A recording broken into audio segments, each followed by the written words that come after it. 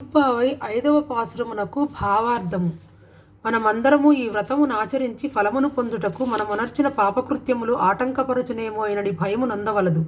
అందులకు కారణము ఏమన, మన వ్రతమునకు శ్రీకృష్ణుడే నాయకుడై ఉన్నాడు కదా.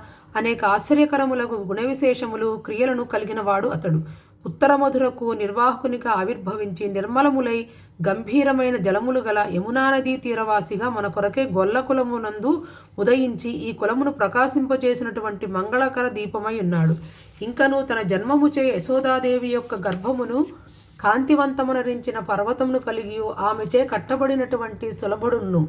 కాబట్టి మనమందరమును సందేహాదులు అనడి మలినములు లేక నిర్మలులమై అతని యొద్దకు సమీపించి చేతులారా నిర్మలమైన మన హృదయ పుష్పమును సమర్పించి నోరారా గానమునరించి మనసారా ధ్యానమునరించాలి. తక్షణమే నిల్వైనటువంటి సమస్త పాపరాశియు రాబోయడి పాపముల యొక్క రాశియున్యు అగ్ని ఎందుబడిన దూదిపింజవలే భస్మమయ్యి మన ఈ వ్రతమునకు అవరోధము తొలగిపోవును. అందుచే రెండు భగవన్నామమును కీర్తింతుము. శ్రీ గోదా రంగనాథాభ్య నమః.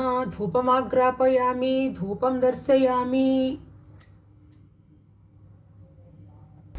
శ్రీహక్కాంతాయ కళ్యాణనిధయ నిధయద్రాం శ్రీ వెంకట నివాసాయ శ్రీనివాసాయ మంగళం. మంగళాశాసనపరే మదాచార్య పురోగమయ సర్వేశ్వ పురాచార్య సత్ప్రయాస్తు మంగళం. మంగళం కౌశలేంద్రాయ మహనీయ గుణాత్మయ చక్రవర్తి తనూజయ సర్వభౌమాయ మంగళం. మంగళమాంగళ్యే శివే సర్వార్థ సాధకే శరణ్యే త్ర్యంబకే దేవి నారాయణి నమోస్తుతే. శ్రీ గోదారం